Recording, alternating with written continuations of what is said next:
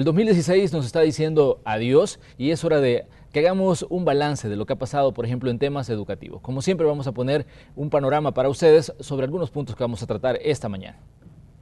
El año 2016 está llegando a su fin y es hora de hacer un balance en áreas como educación.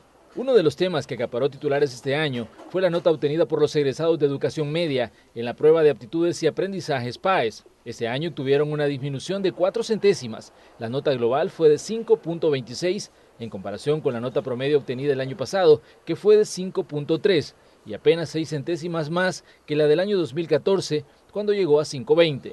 El promedio en matemática fue de 4.80, sociales 5.80, lenguaje y literatura 5.60 y ciencias naturales 5.50. Para educación, uno de los retos es que esa nota global se incremente. Sí, él ha quedado con el uniforme de la escuela.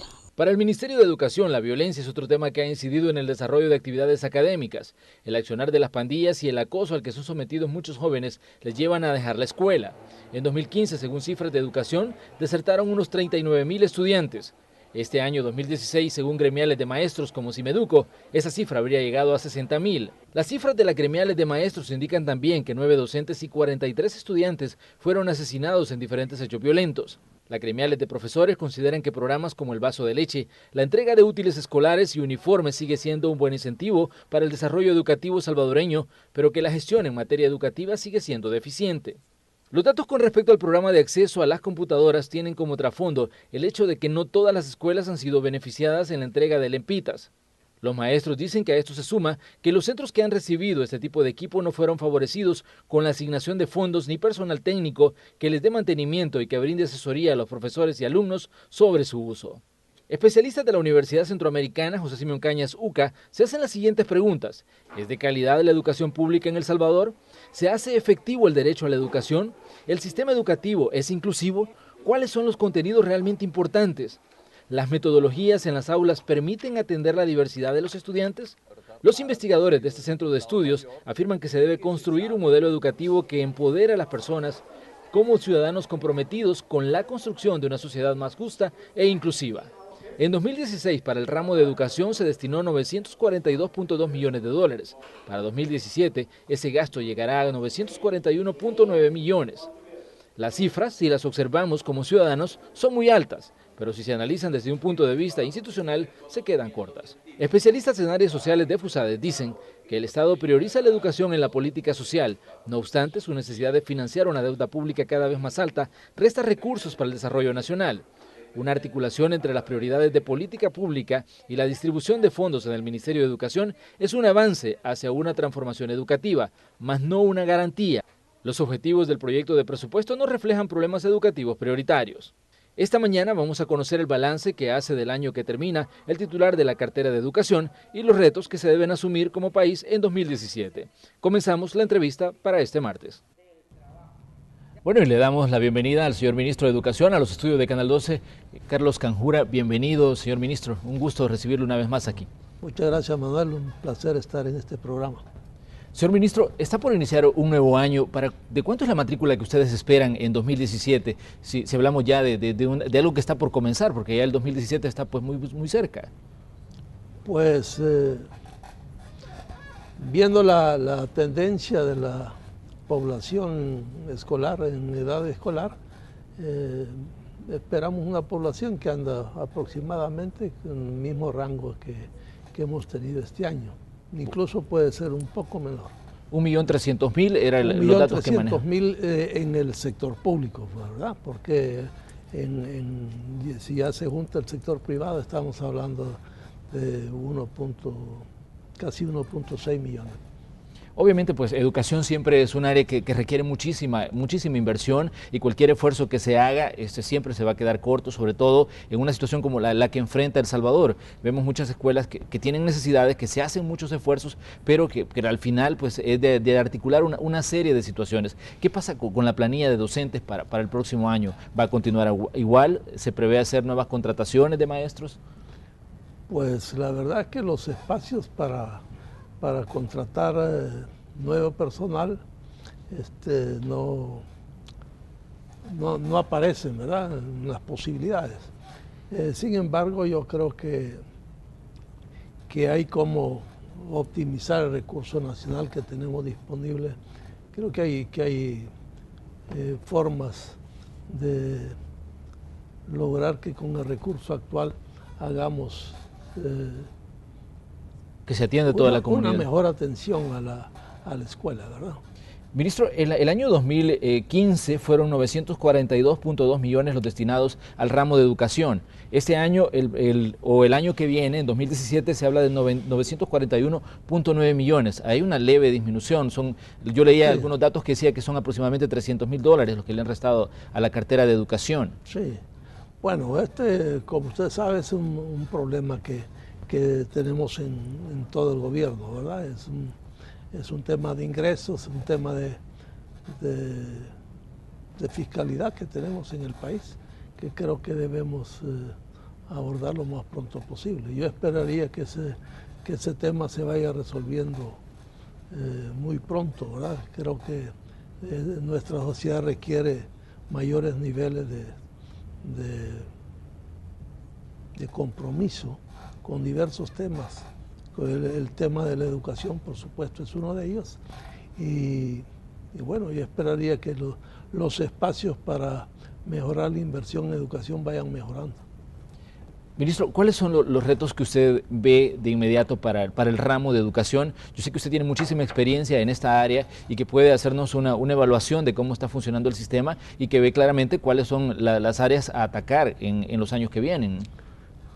Bueno, el reto fundamental de la educación en nuestro país es el reto de la calidad educativa, ¿verdad? Es cierto que hay también desafíos en cuanto a cobertura, ¿verdad? Porque tenemos todavía un porcentaje nada despreciable de jóvenes que no son atendidos cuando hacen el tránsito de 9º grado a bachillerato. Ahí hay una población que ronda el 50% que no tiene oferta educativa, digamos, ¿verdad? Que termina de 9º grado y no tiene una oferta próxima para seguir sus estudios de bachillerato. Ese es un reto fundamental que debemos atender lo más pronto posible. Igual el reto de tener una mayor cobertura en educación inicial y parvularia. Ahí andamos aproximadamente, en educación parvularia, andamos atendiendo aproximadamente el 62%. Debemos comprometernos a tener una cobertura plena en educación parvularia. Educación inicial es otro tema en el que venimos avanzando. Este año nada menos hemos atendido 32.000 niños en edad de 0 a 3 años. Creo yo que es uno de los retos fundamentales. Así es que lo que es cobertura, digamos que los temas fundamentales están planteados ahí, en nivel medio y en nivel de educación inicial y parvularia. Pero globalmente el tema es un tema de calidad. Un tema de calidad que nosotros hemos venido planteando, que lo vamos a abordar, por supuesto, desde muchos ángulos, pero el ángulo fundamental, el factor fundamental que hay que tomar en cuenta es la calidad de nuestros docentes. Y en eso pues hemos venido trabajando desde que inició esta gestión. En eso hemos avanzado de manera significativa. Creo que hay resultados que yo esperaría que en los próximos años se evidencien. Ojalá que la estrategia que hemos asumido es una estrategia correcta, ¿verdad? Porque aquí obviamente estamos trabajando ilusionados en que vamos a tener mejores resultados en los próximos años. Ministro, sigue siendo un privilegio en El Salvador, porque esta es una situación, creo yo, que mucha gente lo ve y lo ve fríamente, pero ustedes que trabajan en el área nos pueden decir y darnos una respuesta más certera de lo que está pasando con los sistemas educativos y lo que está pasando con el acceso al sistema educativo mismo. Pues justamente yo creo que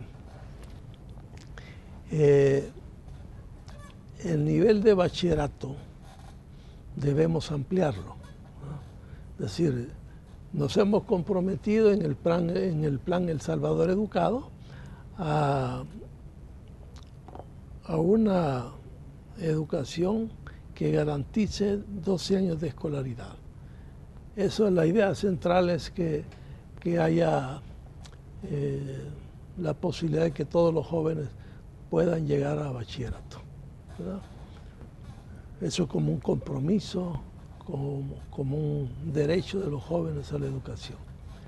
Ese reto pues lo tenemos como sociedad. Como dije hace un momento, pues el 50% de los jóvenes que salen de 9º grado pues no tienen una oferta educativa cercana, digamos, que le permita continuar sus estudios de bachillerato. Hemos avanzado en ese tema, pero hay todavía mucho por hacer. Así es que nosotros sí nos estamos comprometiendo a la educación como un derecho, ¿verdad? Es un compromiso no del Ministerio de Educación únicamente, sino un compromiso de la sociedad toda para que nuestros jóvenes tengan la oportunidad de formarse mejor y aportarle más al desarrollo nacional. Porque esto pareciera que si nosotros no lo vemos como un derecho, creo que vamos a caer en el tremendo error histórico que tenemos en el país, en donde la formación de nuestra gente termina revirtiéndose en contra de la sociedad misma, cuando no trabajamos por colocar a los jóvenes en espacios de aprendizaje de calidad para que tengan un mejor desarrollo en su vida. A lo largo de los últimos años, creo yo, de que se ha dado hasta cierto punto un salto, porque antes la educación se cortaba en las primeras áreas, en los planes básicos. Hay gente que decía, no, yo estudié solo hasta 6º grado, luego llegamos hasta el 9º grado, pero usted nos dice que hay un problema en el salto hacia la educación media, hacia los bachilleratos. Y también, bueno, si vemos del bachillerato a la universidad, también hay otra situación grave, porque yo leí algunos estudios que decía que anualmente en El Salvador se gradúan aproximadamente 85.000 bachilleres, pero de esos aproximadamente son 27.000, 28.000 los que logran ingresar a la universidad, y si hablamos de cuántos terminan las carreras universitarias, pues ahí tenemos otra situación que evidencia la situación de la educación en El Salvador, ¿no?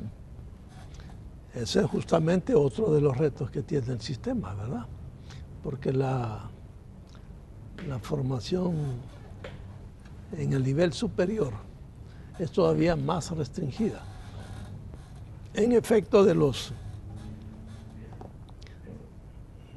estudiantes que egresan del bachillerato, que ronda por ahí por los 83.000, 85.000 en los últimos años, los que acceden al sistema universitario o al sistema de formación técnica superior, en efecto no pasarán de 30.000. Y entonces el resto de jóvenes que se hacen. De ahí la gran preocupación del sistema educativo por asegurar que nuestros jóvenes hayan desarrollado capacidades productivas,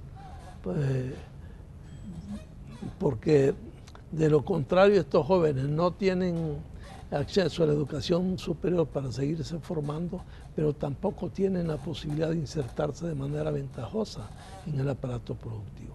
Creo que eso es un aspecto que debemos considerar a la hora de hablar de calidad educativa. Nosotros hemos venido planteando que la calidad de educación debemos verla en términos del desarrollo en nuestros jóvenes de capacidades productivas y capacidades ciudadanas. Esa combinación armoniosa de capacidad productiva con capacidad ciudadana es la que debemos construir. Es el gran reto que tiene el sistema educativo. Otro de los grandes retos que creo yo que se plantearon y han estado ahí durante décadas es el acceso a la tecnología. Y a mí me parece que esta es una de las situaciones que también urge de atención. Hemos visto, según los datos que manejan ustedes como Ministerio de Educación, se han distribuido 33.213 computadoras. Esto a veces uno lo ve de forma simple, pero para un niño en una zona rural significa pues un cambio. Pero también hay quejas de los maestros que dicen, miren, o sea, sí nos dan la computadora, pero a veces no nos dan al personal que nos capacite sobre cómo usarlas, y esto se vuelve pues un obstáculo a la hora de usar las nuevas herramientas. Pero también decían ellos, son 1.602 los centros escolares y sabemos que el número de centros educativos pues es mucho mayor el que ustedes manejan en educación, ¿no? Bueno, sin duda, este es un tema que venimos trabajando, ¿verdad? Y ojalá pudiésemos resolver el tema en un par de meses con inversiones, porque la inversión, si nosotros quisiéramos atender a las 5.200 escuelas públicas que tenemos, pues tendría que ser una inversión fuerte que actualmente no tenemos, ¿verdad? No tenemos la posibilidad de invertir para atender de una sola vez a todo el sistema educativo. Y tendríamos varios retos, porque el primer reto que nosotros tenemos para lograr que todos nuestros niños, nuestras niñas tengan acceso a tecnología, comienza por asegurar que las escuelas tienen las condiciones adecuadas para hacer uso ventajoso de esta tecnología. Cuando nosotros hablamos de llevar el programa presidencial, una niña o un niño, una computadora, lo primero que debemos hacer y en lo primero que debemos invertir es en colocar la escuela en condiciones adecuadas, porque hay escuelas en donde históricamente han desarrollado sus actividades sin energía eléctrica. Entonces hay que trabajar primeramente ese tema. Con lo básico para pasar a lo tecnológico. Sí, hay necesidad de pasar primero por ese tema, de invertir en ese tema antes de entregar las computadoras. Debemos pasar antes por formar a los maestros en esas tecnologías para que puedan estar en el aula de manera cómoda. Todo ese proceso es un proceso que requiere inversión, ¿verdad?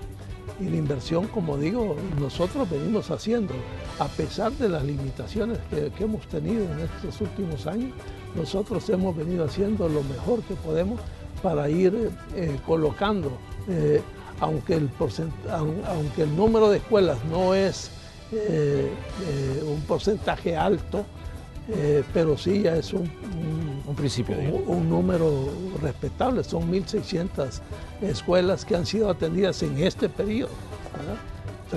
Casi 34.000 computadoras que hemos repartido, que, como digo, han requerido de inversión en el centro escolar, de protección de las instalaciones y de la preparación de nuestros maestros en ese tema. Vamos a ir a una pequeña pausa comercial. Al regresar vamos a hablar del programa de paquetes escolares, de la capacitación docente. Les recordamos que hoy estamos conversando con el señor ministro de Educación aquí en la entrevista de Hechos AM. Ya volvemos. Gracias por continuar con la señal de Canal 12. Esta mañana en el espacio de la entrevista de Hechos AM estamos conversando con el señor ministro de Educación, Carlos Canjura. Como se los adelantábamos, hay una diversidad de temas en esta área, pero me interesan algunos que creo yo que son inmediatos. Para 2017 se tiene previsto incluir en la currícula la materia de moral, urbanidad y cívica. ¿Cómo va esto, ministro? Se habló de una cantidad de problemas que se tienen por situaciones de violencia, se habló de prevenir las situaciones de criminalidad entre los estudiantes, y esto se consideraba una opción. De hecho, a nivel político se habló mucho de esta materia, pero al final pues la responsabilidad se las pasan a ustedes en el área de educación. ¿Cómo va esto para ustedes? ¿Cuál es el reto en esta área? Pues el decreto legislativo perdón, el decreto legislativo que da pie a esa asignatura, pues ya lo hemos estado trabajando durante todo el año.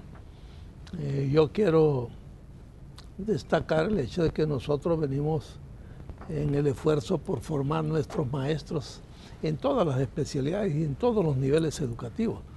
Estamos en un esfuerzo por formar maestros de educación inicial, maestros de educación parvularia, de básica, de media, en todas las especialidades. es un esfuerzo amplio que estamos haciendo porque estamos convencidos que la tarea fundamental o el reto fundamental de elevar la calidad del sistema educativo supone elevar la formación de nuestros maestros.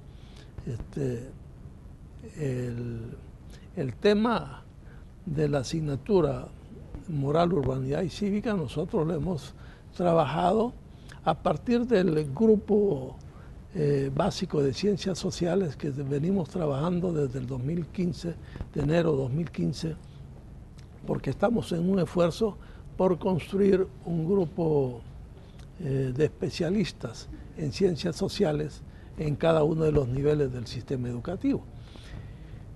Nos hemos apoyado en ellos para debatir acerca de qué es lo que debiera considerarse en una asignatura como esta. Ya tenemos prácticamente todo listo, estamos próximos a lanzar esa asignatura con el grupo de maestros, de especialistas, para que pueda replicarse a nivel nacional. ¿Y esto comenzaría como un plan piloto en un grupo de escuelas o comenzaría en todo el sistema? No, ya una vez definida con ese grupo de especialistas la asignatura, nosotros tendríamos un espacio para que estos especialistas trabajen la asignatura con toda la planta docente nacional. Si nosotros comprendemos bien el tema educativo, porque parece muy sencillo, ¿verdad? Se declara la asignatura tal, pero eso significa trabajar con los 56.000 maestros que tiene el sistema educativo. De lo contrario, esa asignatura se queda en el aire, porque hay que construir la capacidad dentro del sistema para que esa asignatura pueda ser atendida. Así es que en este sentido, pues yo diría que ya estamos próximos a responder a la demanda que se planteó en el decreto legislativo. ¿Sería la misma planta docente la que asumiría la enseñanza de esta materia? Sí, la misma planta docente, claro está. Y nosotros tendríamos, bueno, tenemos ya, como digo, todo un plan para que en el 2017 los maestros de ciencias sociales asuman esta asignatura. Pero en ese sentido yo quisiera también destacar que el día de ayer inauguramos un foro por una cultura de paz, ¿verdad? Esta es una convocatoria que estamos haciendo a diversos actores en el sistema educativo, porque creemos que es importante que vayamos construyendo en las nuevas generaciones una cultura de paz, una cultura en donde seamos más tolerantes con el diferente, ¿verdad? Con el que piensa distinto a nosotros. Este foro se va a prolongar durante todo 2017, según algunos reportes que yo leía. ¿Esto es así? ¿Son actividades diferentes durante todo el año que viene? Bueno, que justamente se trata de un foro, ¿verdad? En donde el conjunto, digamos, de gente que trabaja el tema de cultura de paz y los que deben trabajar el tema de cultura de paz, que por supuesto todos los maestros del sistema educativo deben trabajar el tema. Pues con este grupo de maestros que estamos trabajando, pues el tema lo vamos a desarrollar a lo largo del año. Todo el año 2017 lo tenemos programado para trabajar diversas mesas que van a abordar diversas temáticas para ir posicionando la cultura de paz en el sistema educativo nacional. Este es un reto, de nuevo, ¿verdad? Las cosas no se hacen por decreto, sino que para instalarlas en un sistema educativo se requiere siempre pasar por los maestros para que asuman estos desafíos, ¿no? Ministro, hay diferentes puntos que creo yo que son importantes que señalemos.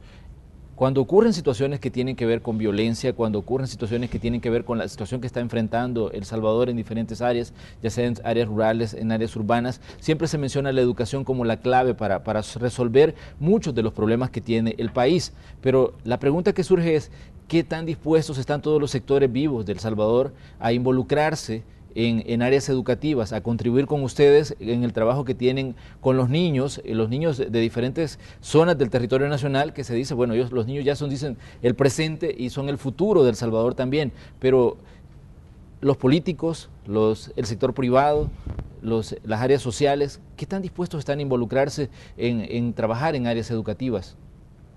Bueno, pues, si nosotros leemos la sociedad de ahora, ¿verdad?, podemos imaginar lo que hemos estado haciendo. Si alguien viene y se instala en estos momentos, aunque nunca haya vivido en El Salvador, si se instala en este momento aquí en el país, él puede leer perfectamente lo que se ha hecho en las últimas décadas en el tema educativo, ¿verdad?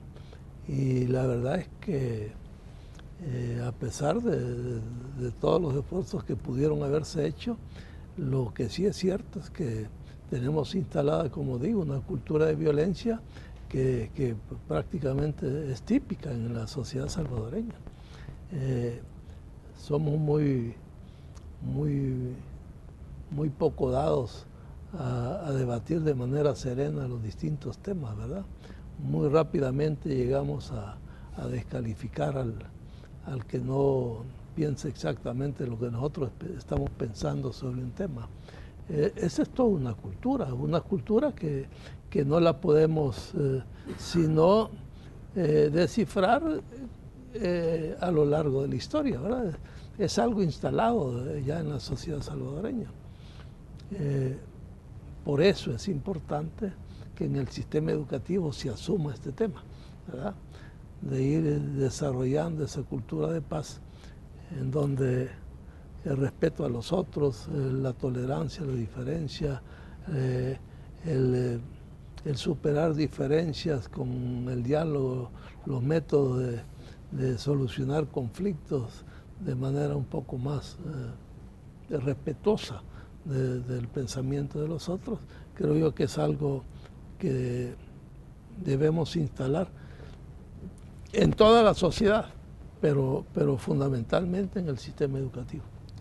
Ministro, hablando de programas y hablando de contribuir con los sistemas educativos, los proyectos a nivel social que se desarrollan a través de educación, los paquetes escolares, los programas de alimentación para llevar salud a los estudiantes, usted sabe de que han sido cuestionados por unos y abanderados por otros, y esta situación pues los deja a ustedes a veces en medio de un refuego, porque son los que están trabajando directamente con estos programas. ¿Qué va a pasar con estos proyectos? ¿Se van a modificar en el año que viene o van a continuar igual a cómo han venido funcionando desde que se lanzaron?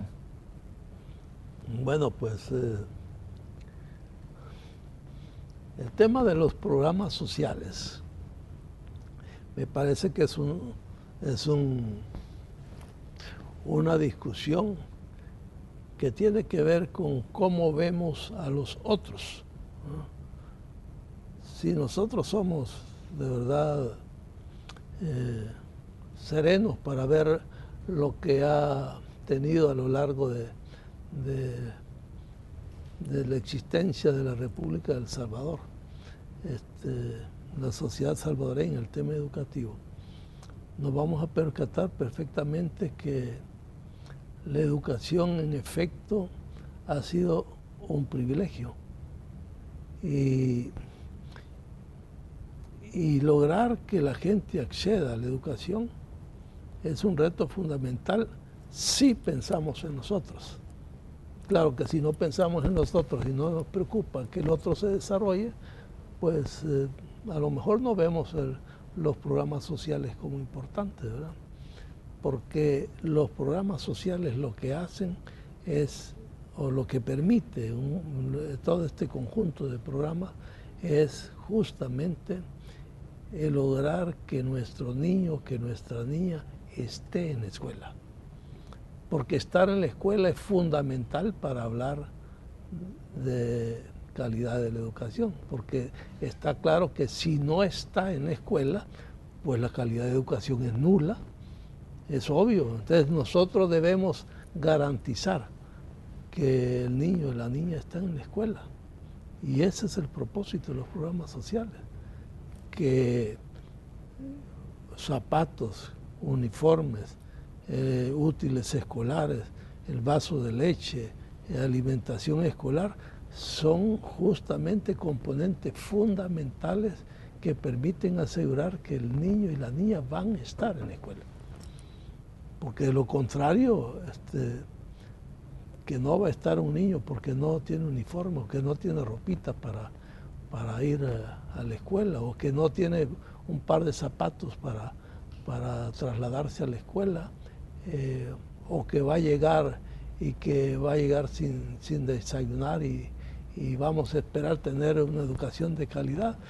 Todo eso creo yo que hay que considerar, todos estos programas hay que considerarlos en el marco de conseguir la educación como un derecho.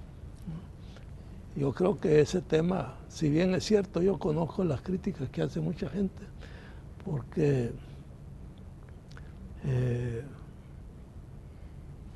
hay maneras de ver los temas, ¿verdad? Pero yo sí creo que hay un porcentaje alto de la población. Bueno, usted sabe que este tipo de un solo tema, un paquete escolar, significa $54. Fíjese bien esto, $54. Ahora imagine aquel que está en el área rural y que está ganando el mínimo que se está discutiendo como que no factible por la empresa privada salvadoreña. Imagínense lo que eso significa. Un salario mínimo de 120 y le va a decir, mire, el paquete escolar. Estábamos hablando del paquete escolar. Sí. $54, ¿qué quiere decir? Que va a sacrificar de los 120, $54 para poner al niño en la escuela. Es decir, ¿es así como vemos al otro o realmente no hemos pensado esto? Porque eso refleja una manera de ver al otro, ¿no? Yo creo que es importante que pongamos esto claro, ¿verdad? Esa es la razón fundamental por la cual los paquetes escolares son importantes. Todos los programas sociales van en la ruta de garantizar que la educación de verdad es un derecho. Y es por eso la pregunta, ministro, si se van a mantener igual a como están o si se va a hacer algún tipo de modificación a estos programas sociales, que como decíamos han sido objeto de discusión, lastimosamente mucho ha pasado por la óptica política y esto pues hasta cierto punto pues le resta esta importancia a este tipo de proyectos que se están desarrollando, porque acá la descalificación usted sabe que es parte de la vida misma a veces en El Salvador, y por eso yo le pregunto a usted como titular de educación, ¿los programas sociales se mantienen igual en los años que vienen? No, con todo lo que yo le he planteado, nuestra posición es justamente de defensa de todos los programas sociales. Y si usted revisa el presupuesto, aunque en efecto hay una disminución de $300.000 en el presupuesto en el propuesto presupuesto para el 2017, en efecto los programas sociales están intactos. Nuestra propuesta es que los programas sociales se mantengan. Y yo voy a insistir que es una manera de ver al otro, ¿verdad? Porque, claro, yo puedo decir que es un despilfarro, ¿verdad? Pero, claro, si uno está en condiciones económicas diferentes, digamos. Diferentes, uno cree que eso no es necesario para el otro, ¿verdad? Así es que, no, los programas sociales no hay ninguna discusión. Los vamos a tratar de mantener. Otro de los aspectos que ha estado en la mira de diferentes analistas ha sido la capacitación de los docentes. Sabemos que ustedes han estado desarrollando con muchos maestros de diferentes áreas del país, pero ¿cuál es el futuro de esto, de la capacitación docente, de llevarlos a los tiempos que corren en El Salvador, a los que están encargados de formar a las nuevas generaciones de salvadoreños?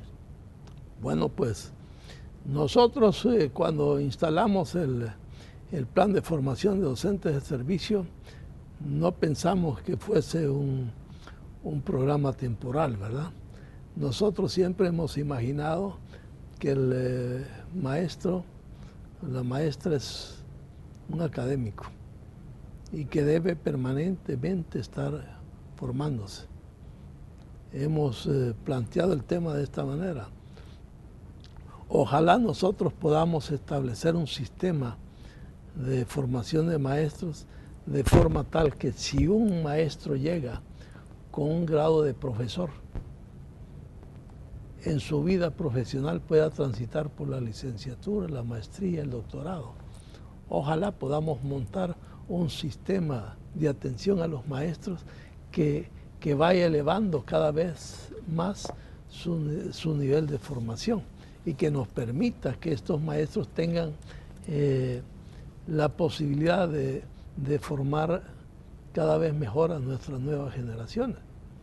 Pero el sistema nuestro no lo ha permitido. Es decir, el sistema nuestro, el maestro ingresa a trabajar, pero no tiene un sistema en donde él puede estarse formando permanentemente.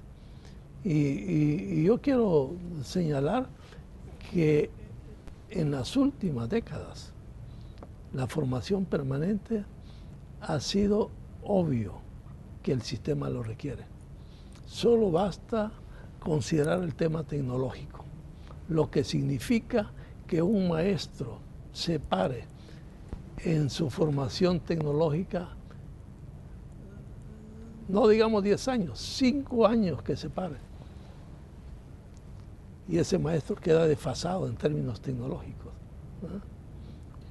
Y mantener una oferta en el sistema de formación de maestros, por una oferta que permita que él vaya formándose a lo largo de su carrera, no antes de ingresar, no, una vez ingresado, asegurar que tiene la posibilidad de ir escalando en sus niveles de formación. ¿Y han encontrado ustedes alguna resistencia en grupos de maestros que dicen que no se quieren someter a los procesos de actualización? Porque siempre pasa, hay gente que dice, yo no estoy interesado, aunque les pongan ustedes los programas para que se actualicen, ¿no? Bueno, siempre hay quienes, ¿verdad? Pero no, el grueso de maestros no tiene ese pensamiento, ¿verdad? Eso es ese pensamiento de unos cuantos dirigentes, ¿verdad? Y por cierto, muy limitados, no se trata de que el maestro piensa así. No, hay muchos maestros que justamente se acercan a uno a agradecerle que les ofrezcamos esos espacios. Es más, en muchas empresas ni siquiera es opción si quiere o no quiere venir a formarse. O viene o lo despedimos. Eso es lo que ocurre en muchas empresas, ¿verdad? Pero aquí nos hemos dado el lujo de decir que nosotros no queremos formarnos. Digo, no estoy hablando de los maestros, estoy hablando de algunos dirigentes que pregonan este tipo de planteamientos, ¿verdad? Que se dan el lujo de decir que no, ¿cómo vamos a sacrificar una mañana del día sábado, ¿verdad? Cuando es un tema que debemos ver, porque en el momento en el que un maestro dedica 4 horas sabatinas para prepararse, lo que debemos imaginar es el efecto multiplicador que tiene esa mejor formación de él en los niños del sistema. El beneficio se va a ver multiplicado por 40, por 35, por el número de niños que atienda ese maestro. Si nosotros vemos así las cosas, justamente ese sacrificio de las 4 horas es un alto beneficio para la sociedad, ¿verdad? Yo creo que este tema nosotros siempre lo hemos manejado, que el programa sabatino es un programa en donde el maestro se le invita.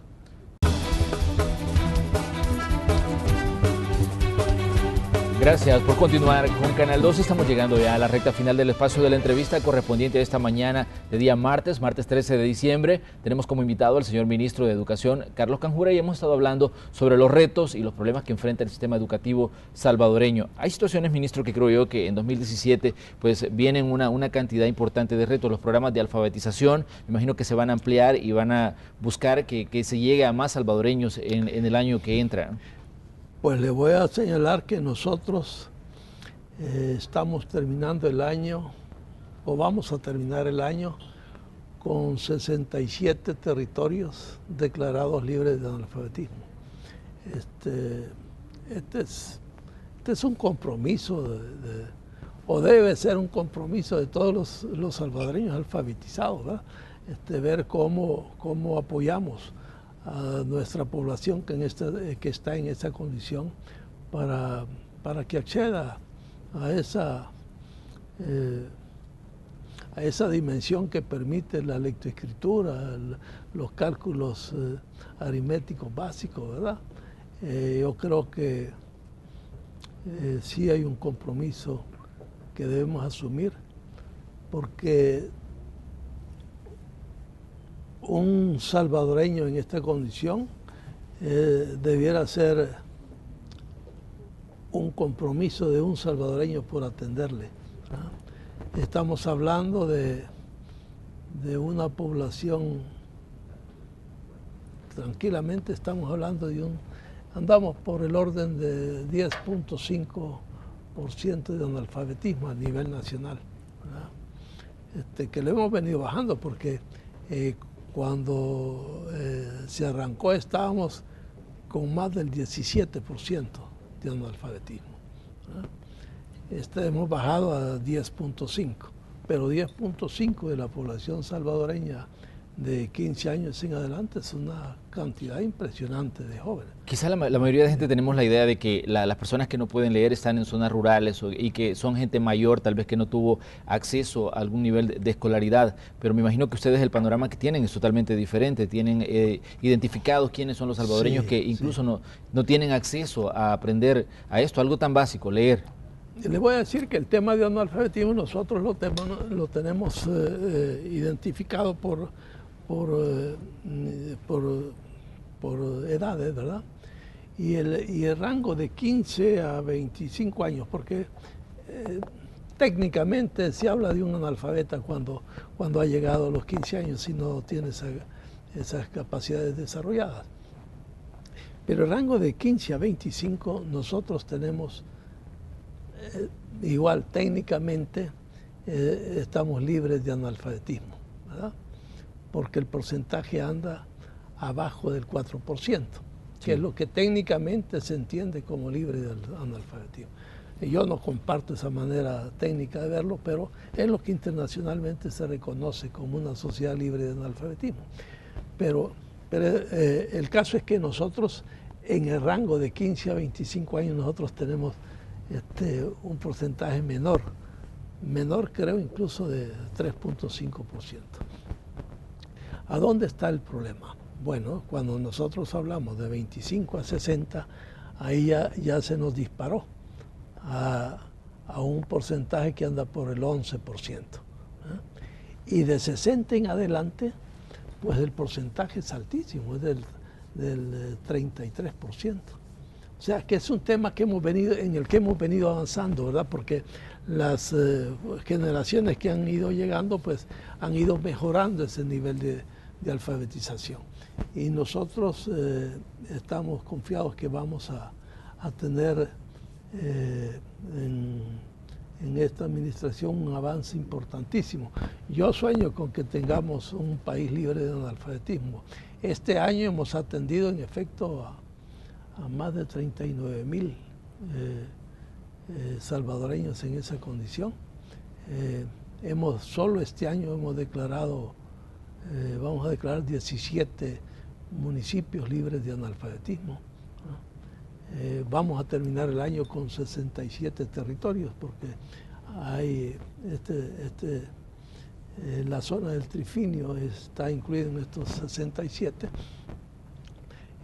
Y creo que vamos con un paso razonable. Yo quisiera tener, por supuesto, mayores recursos para poder acelerar el paso en este tema, ¿verdad? Pero sí vamos con un paso bueno, diría yo. Con un buen ritmo, digamos. Con un buen ritmo, ¿verdad? Ministro, ya que usted está hablando de recursos, el 2017 se plantea como un año difícil. Ya vimos todo lo que ha pasado en 2016 con esta discusión de los fondos, los problemas de liquidez que ha tenido el Ejecutivo, que han sido objeto de discusión a nivel político, a nivel económico, se han analizado de diferentes puntos. Pero para 2017, ¿cómo ven ustedes el panorama en el área de educación? Porque hablamos de temas de austeridad que se ha dicho tanto y funcionarios del mismo gobierno han dicho vamos a tratar de ser austeros en los gastos. ¿Va a tocar la austeridad a educación en algún momento o en alguna área? ¿Ustedes van a reducir gastos? Mire, yo creo que la austeridad hay que buscarla por otro lado, ¿verdad? Porque si nosotros creemos que en educación estamos despilfarrando, pues realmente estamos mal. Nosotros hemos estado haciendo con los limitados recursos que disponemos realmente lo mejor posible. Yo invitaría a cualquiera que piense que estamos despilfarrando, que vaya al ministerio y que revise, que revise todo lo que está planteado en la página web del ministerio, a ver dónde están los despilfarros. En términos de educación, yo creo que el compromiso de esta sociedad debiera ser por el contrario. No estamos hablando de no tener austeridad en el ministerio. No. Lo que estamos hablando es que, al contrario, hemos estado trabajando demasiado limitados. Y por supuesto eso impide que nosotros tengamos una oferta más propia, digamos, de lo que demanda el sistema educativo nacional. Si nosotros tuviésemos mejores presupuestos, nosotros tendríamos la posibilidad de atender el tema de infraestructura escolar. El tema de infraestructura escolar es un tema histórico en donde la inversión sería, pero súper alta, si nosotros quisiéramos resolver de verdad el problema de la infraestructura escolar a nivel nacional. Si nosotros quisiéramos de verdad atender todos los niveles educativos como deben atenderse y el compromiso de 12 años de escolaridad para todos nuestros jóvenes, ¿verdad? Si nosotros quisiéramos atender el nivel universitario público como debiera así atenderse, pues justamente requeriríamos mucho más recursos. Yo creo que aquellos que están señalando que debiéramos ver cómo se economiza, lo que están pensando es justamente lo que hablamos hace un momento, porque ven los programas sociales como despilfarro, ¿verdad? Y bueno, la versión que yo tengo no es que tengamos despilfarro, sino que tenemos la condición primaria para asegurar que un porcentaje alto de la población nuestra está en la escuela. Ese es el punto. Bueno, señor ministro, le queremos agradecer que haya venido a conversar con nosotros. Sabemos que este es un tema amplio, hay diferentes áreas que podemos tocar y por supuesto que lo vamos a estar invitando a que venga a acompañarnos y que vayamos analizando cada uno de los sectores en los que educación está trabajando. Por hoy le agradecemos que haya venido a la entrevista de Hechos AM a hablar de esta situación que creo yo que es importante también que la pongamos bajo la lupa. No, gracias a ustedes por esta oportunidad. Yo creo que es importante que el pueblo salvadoreño conozca bien cómo está su sistema educativo, ¿verdad? Y que se vaya comprometiendo toda la sociedad en invertir más en educación. Gracias, señor ministro.